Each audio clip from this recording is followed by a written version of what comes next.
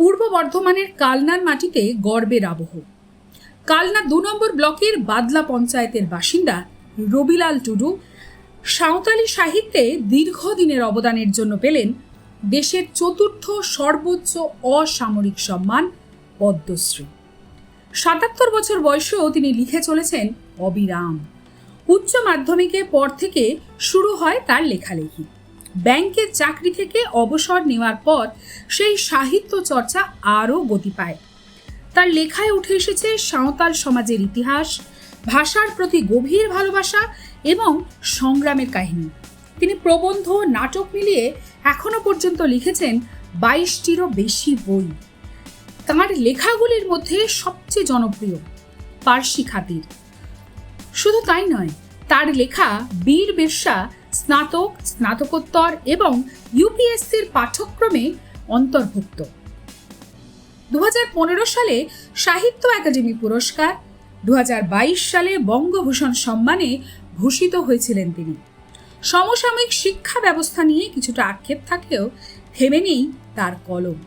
সাঁওতালি ভাষার অস্তিত্ব, সংস্কৃতি, আত্মপরিচয় রক্ষায় এখনও লড়ে চলেছেন এই প্রবীণ সাহিত্যিক। অনেক কিছু লিখেছেন, যার জন্য আপনি অনেক পুরস্কারও পেয়েছেন।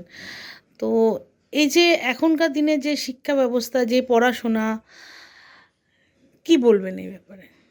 এগুলো কি, লোকে কিন্তু মানে শুধু একটা রেজাল্ট ভালো পেতে চায়, কিন্তু তাতে সে কতখানি পেল, হ্যাঁ, সেটার ওপর তার এখন নেই। এখন কম্পিটিশনের যুগ। হ্যাঁ, কীভাবে আমি একটা পজিশানে উঠবো, কীভাবে ভালো রেজাল্ট করব, হ্যাঁ। কিন্তু একটা জিনিস যে গভীরভাবে অধ্যয়ন করা কিংবা করা, এগুলো এখন কমে গেছে অনেকটাই। এখন যেন টেকনিক্যাল হয়ে গেছে। হ্যাঁ, এখন আর লেখার জোখারও সেরকম প্রয়োজন পড়ে না দেখেছি। হ্যাঁ, টিক মার্ক দিয়ে প্রশ্ন উত্তর হচ্ছে অবজেক্টিভ টাইপ সব হয়ে গেছে। কিন্তু আমাদের সময় যেটা হতো সেটা পড়তে হতো, টেক্সট বইগুলো পড়তে হতো, সেইটা থেকে প্রশ্নপত্র তৈরি হতো, হ্যাঁ, সেইভাবে উত্তর দিতে হতো। আর আমার একটা দুর্বলতা ছিল, আমি কোনো কিছু মুখস্থ করতে পারতাম না। এটাই ছাত্র জীবনে আমার একটা ছিল, দুর্বলতা।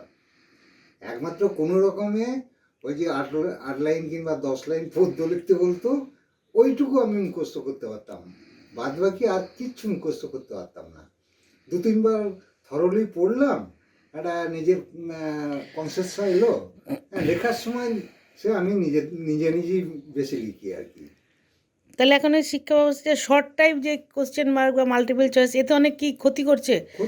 যথেষ্ট ক্ষতি, সাহিত্য চর্চার ক্ষেত্রে সব ক্ষেত্রে ক্ষতি করছে।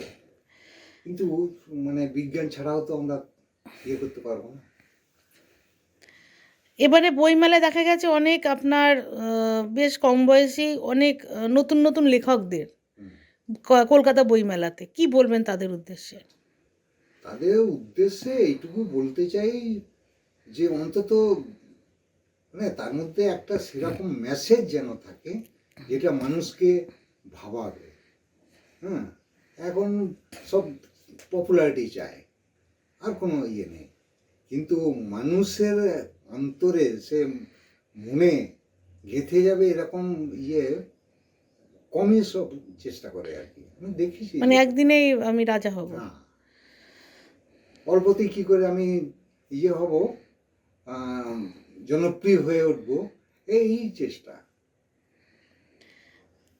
কালনাতে অনেকগুলো লাইব্রেরি আছে বা ছিল, কিন্তু সেখানে এখন আর ভিড় দেখা যাচ্ছে না।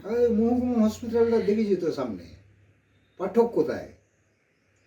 অবশ্য সন্ধ্যেবেলা কোনোদিন যাইনি, এমনি দিনের দিকে তো পাঠক নেই মহকুমা লাইব্রেরিতে। কিন্তু সন্ধ্যের দিকে হয়তো থাকে, জানি না, আমি চাক্ষুষ দেখিনি সেগুলো। লাইব্রেরিতে সত্যি এখন কত কম। কি কারণ মনে হচ্ছে আপনার? কারণ ওই পাঠক হওয়ার যে।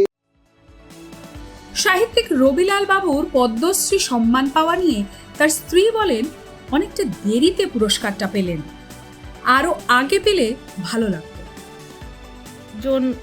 একটি পুরস্কার পেয়েছেন পদ্মশ্রী, কেমন লাগছে আপনার?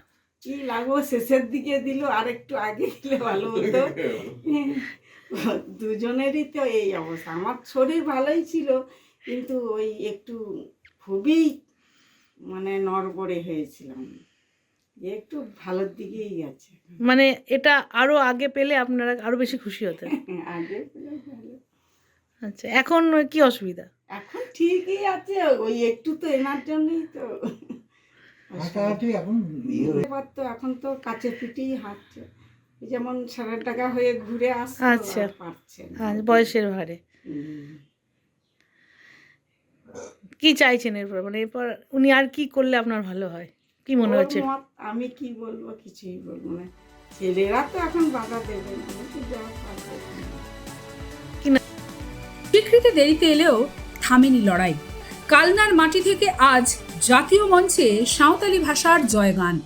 রবিলাল বাবু দেখিয়ে দিলেন, ভাষাকে ভালোবাসলে, সংস্কৃতিকে আঁকড়ে ধরলে, সময় যতই লাগুক, সম্মান একদিন দরজায় করা নাড়বেই।